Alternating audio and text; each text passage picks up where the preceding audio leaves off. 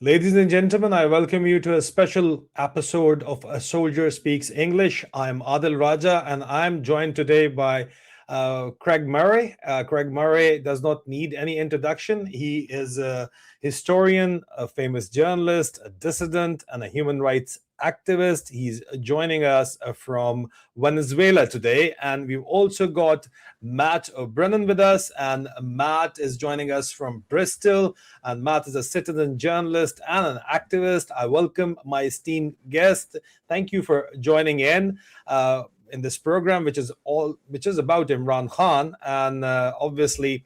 And I would like to start with Craig Murray. After welcoming him, I would straight away jump to the first question. Craig, you made a very interesting yet contentious statement recently, which is viral on Pakistani social media at least. You said that never forget that a major factor in Zionism being able to dominate the world has been the imprisonment of Imran Khan. Hashtag release Imran Khan. You made this statement on the February of 18th, 2026. Craig, welcome to the show, and how would you explain this statement, please? Well, I think one of the things which we have seen with the genocide in Gaza and the expansion towards Greater Israel is that there's a severe lack of moral leadership in the Muslim world. The Muslims of the world are a very powerful force. There are very many of them. Many Muslim countries are extremely wealthy. Many of them are militarily powerful. Almost none of them are prepared to stand up to the Israelis, stand up to genocide. And that's because they have, unfortunately, that they have corrupt leaderships. And very often they have leaderships which are not popular with their own populations and which are dependent on the United States and on the Israelis for their own security to keep the leadership in power. So they are unquestioning supporters of the United States and of Israel, not the people, but the leaderships of those countries. And this is where Imran Khan is different. There is no doubting at all that Imran is a staunch anti-imperialist, and he could provide the moral and inspirational leadership, not just to Pakistanis, but to millions and millions of Muslims all around the world. And that's why he was a danger. That's why he has had to be incarcerated.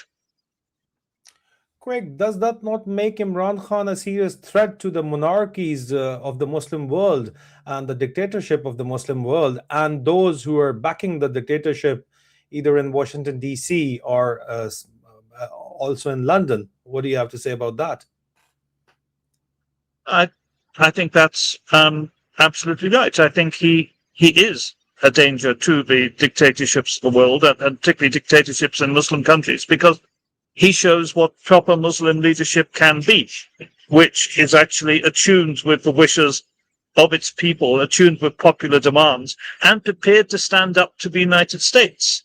And of course, we recall when he very first came to power, one of his very first actions was to stop the United States using drones from inside Pakistan to attack and kill Muslims. He showed immediately a preparedness to actually confront the Americans and actually stop doing what they were told, because previous Pakistani governments, unfortunately, and to a very large extent the current Pakistani government, have been slavish servants of the Americans.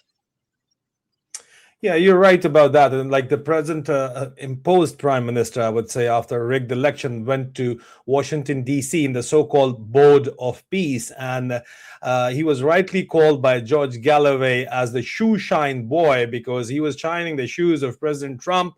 And that was really embarrassing for the Pakistanis. Moving to Matt O'Brien. Matt, you are planning a street movement in the UK for the freedom of Imran Khan. What is all that about? What are you doing?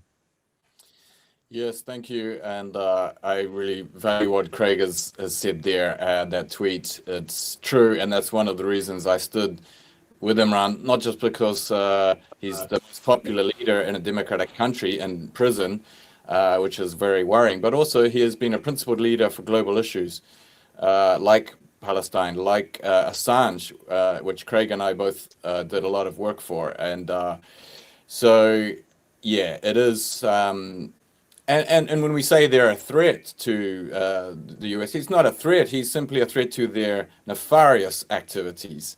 You know, he wants a multipolar free world, I believe. And that's what we all want. So, and as far as what we're doing, yes, we're planning this weekend to begin some street activations. I've already had some great responses for the I Stand with Imran campaign, the patch and the eye covering, and showing solidarity that really what you're doing to Imran, you are doing to the people of Pakistan and really the broader world, you know, as Craig's pointing out, for those who are against imperialism. So this is a way to engage people on the street, doing something somewhat fun. You know, we're going to have some cricket challenges. Cover your eye, you know, wear this eye patch and see if you can catch this ball or go to bat. So we're going to have some street cricket as a way to, you know, sort of encourage people to come and then we can talk and encourage them to use. We're going to launch a TikTok filter as well, which will put an eye patch over your eye virtually so you can share your image easily, quickly, in a fun way, expressing solidarity. And it's just been wonderful to see, very moving to see the response that, you know, we launched this last week on your show, and just a lot of support from, you know, actress. We saw an actress, Mishi Khan, and we saw some journalists and even some young kids doing it. It really moved me. So I'm glad that I can do whatever I can to try to inspire some ideas and to see people take it up is wonderful. So we're going to continue. And if people want to join in Bristol or copy us, what we're doing around the world, that's great. You know, just putting ideas out there. And if people find them useful, please take it and run with it. And if you want to reach out and suggest things or join us in Bristol, we're going to have a website is launching today, istandwithimran.net. So there we will continue to put resources and you can contact us, and we'll have the TikTok filter on there today as well. So go and check that out. That's istand, EYE, with Imran.net. That's very interesting. But while it is going on, and while activism for the freedom of Imran Khan is, it needs to continue, I'll come to Craig. Craig, there are fears and there are accusations that Imran Khan is allegedly being poisoned. He's been allegedly being given some sort of bacterial cultures so that he developed clots maybe, and his eye issue is definitely there. He needs to be hospitalized, but they're not letting him be hospitalized, irrespective of being a global icon, being an international statesman, being a Pakistani cricketing hero. He's not being afforded the health care which he rightly deserves. So there are fears that, and you also brought out something very serious, that if he's a threat to Zionism, then the biggest thing which we recently learned from the US ambassador to Israel's interview to Tucker Carlson is that he named in various countries wherever Islamic Brotherhood is, and President Morsi was killed under the similar circumstances as Imran Khan is right now. So do you think there is a plot wherein Imran Khan is to be made the next Morsi in the Muslim world? Well, I think it's very, very likely, unfortunately. I was last in Pakistan 2 years ago, and I met with Imran's legal team in Lahore while I was there. and there'd been an attempt to assassinate his lawyer, I recall, shortly before that. So I think it's very likely. I mean, they would love a situation where they can claim he died of natural causes in jail. That would solve the problem for them. And I don't trust them at all. I think it's extremely likely. And we shouldn't forget, of course, that President Morsi was the only democratically elected leader that Egypt has ever had. And he was killed by the CIA. I have no doubt about that whatsoever. And the CIA, as usual, put one of their military men in power to replace him. And it's just extremely unfortunate that the people of Pakistan don't have the power to do anything about it, because I've no doubt the majority of people in Pakistan dearly wish for the release of Imran Khan. And it may be the only time in history that a political party which is banned and which was not allowed to organize still won an election in the last election. So I have said 2 years ago I was in Pakistan, and we traveled from Lahore up right to Chitral in the far north. I'd previously been around Karachi and all through Sindh. And wherever you go in Pakistan, I find very, very solid support for Imran Khan among the ordinary people, the common people, and among the intellectual elite. It's really only this axis of military men, intelligence men, and some very wealthy, corrupt men are the only people who don't support it, as far as I can tell.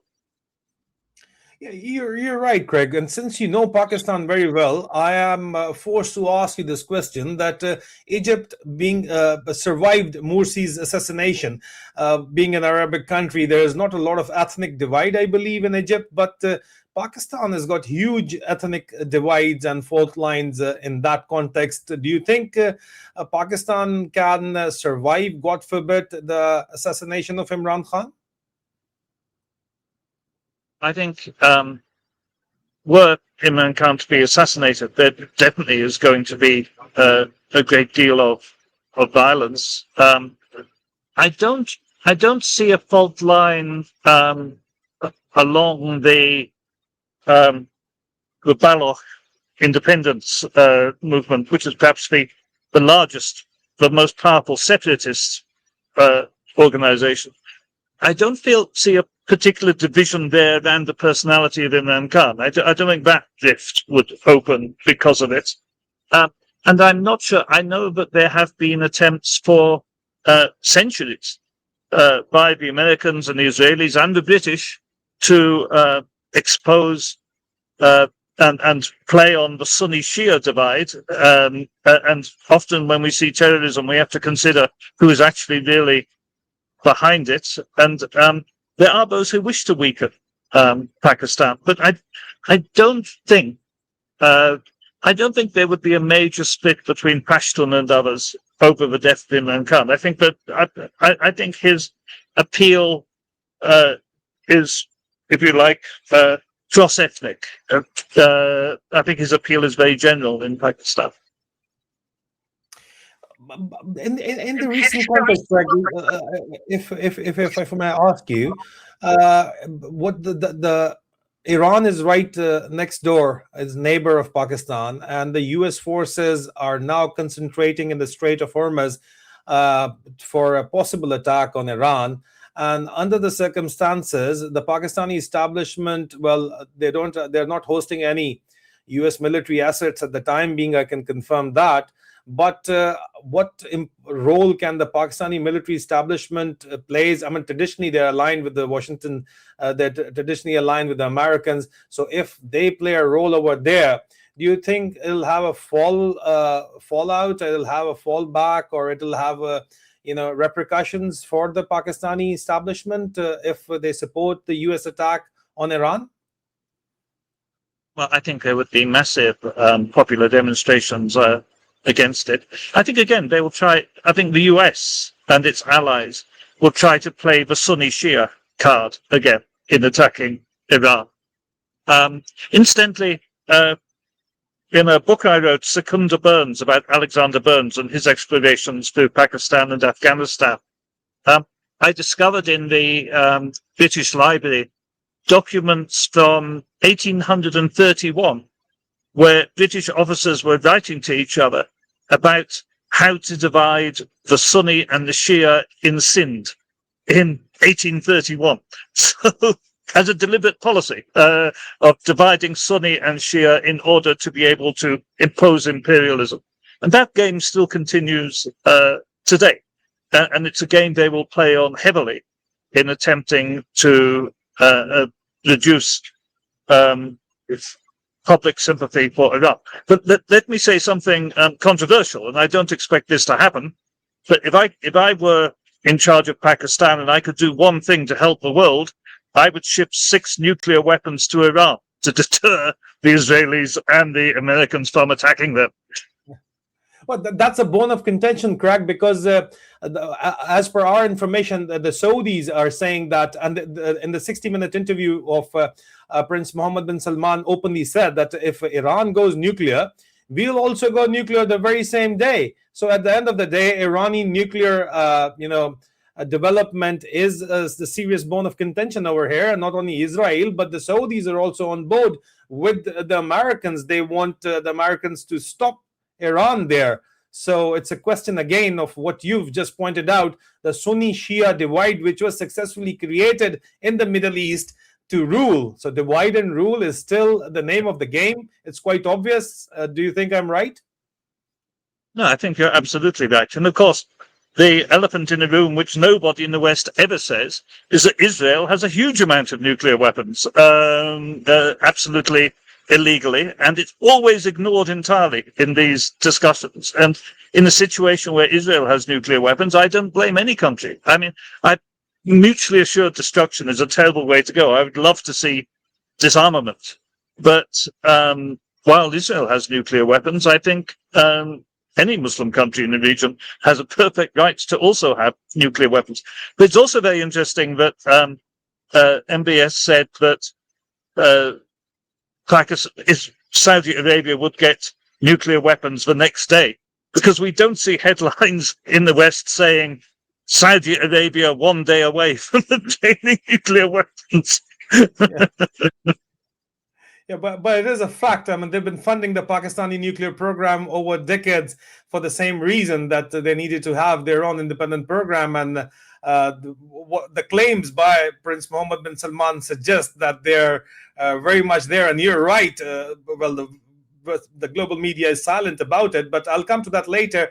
Matt, you are organizing this very great street movement here in the UK, and I'm sure it's going to gain momentum because people in the UK, they love Imran Khan, not only the British Pakistani community, but South Asian community. The Indians are coming out openly. The cricketing world has come out openly in support of Imran Khan. So I'm sure you're going to get a lot of traction there. But what is your message to the people in Pakistan who are now faced with the possible alleged assassination of Imran Khan, the way his sister himself said that he is being poisoned? But we see the party of Imran Khan who are sitting in the parliaments, gaining all the perks and privileges of power, not coming out in support of Imran Khan. Today, Imran Khan's sister were again there outside the jail. They were not allowed to meet Imran Khan. There were barriers in between. And this is the video coming in, which I'm going to show you right now, where Imran Khan's sister, Noreen Niazi, whose own son is also incarcerated illegally in Pakistan, fell in a ditch. Have a look at this.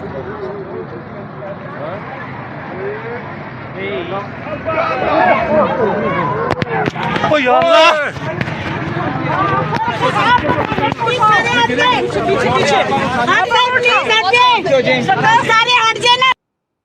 Under these circumstances, what is your advice and your message to the Pakistani people and the leadership of Imran Khan's political party, which is trying to make this huge, street movement, youngsters movement, but they're still, asking for more and more and more time for another 4 weeks, but we need it now, right now. What's your message, Matt? I fully agree. It's needed now. Can't delay. This is the moment. You know, a lot of people have been worried about this, but it has been extra attention and passion coming out because of the condition of his eye. I mean, this is the type of inevitable health failures that happen in prolonged solitary confinement. We saw it with Assange. He had a stroke. There we go. The lights are off. And, you know, they're turning the lights off in Imran's cell for 10 days at a time. This is horrific. This is psychological torture. This is the most popular politician of a country being tortured. This is an illegitimate government. And Imran, from all reports, seems that he's being offered deals. If he only cared about himself and his freedom, it seems clear that he could take a deal and flee to wherever and live a peaceful, great life with his family, with his children, right? Like Assange, he will not bend. Okay, and maybe the current leadership, illegitimate, of Pakistan don't understand that because they're not like him. We tend to think other people in the world are like us. Maybe they expect him to take a deal. They keep torturing him. He won't. It's very, you know, he's not like the other people. He's a special person. Like Assange, he will not bend. He will break before he bends, you know. So that means what? That means that his freedom and Pakistan's freedom are in the hands of the people now. You have to save him. It is entirely on you. He's put himself in your hands.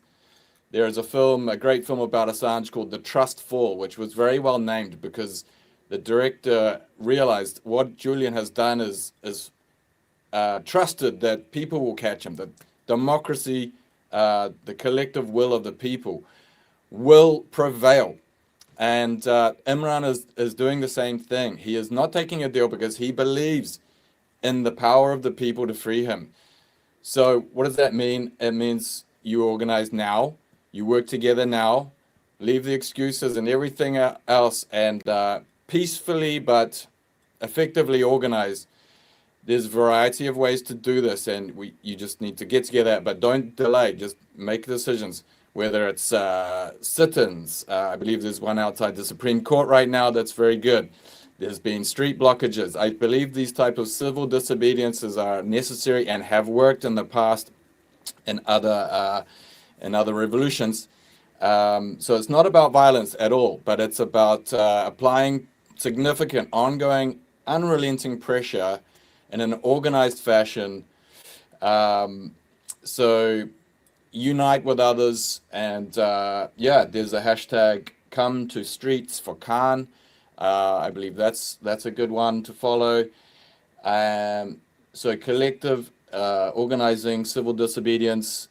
We've talked about doing human chain around the prison. I think that's a nice action. We talked about doing that for Assange. I think we should do that for Imran Khan. It would take 3,000 people. That's very achievable. That could be arranged in a couple of weeks. But I think, as you say, it needs to happen right now. So join the sit-ins outside the Supreme Court, find out who is organizing and join, and just do it now. Don't delay. This is the moment. You can't allow it to get any worse. We have a world champion bowler losing his eyesight, as well as the most popular politician. This is horrific. We don't want to ask how much worse it can get. Now is the time to free him and to apply all the pressure. No fear. What more do you need to be challenged by if you are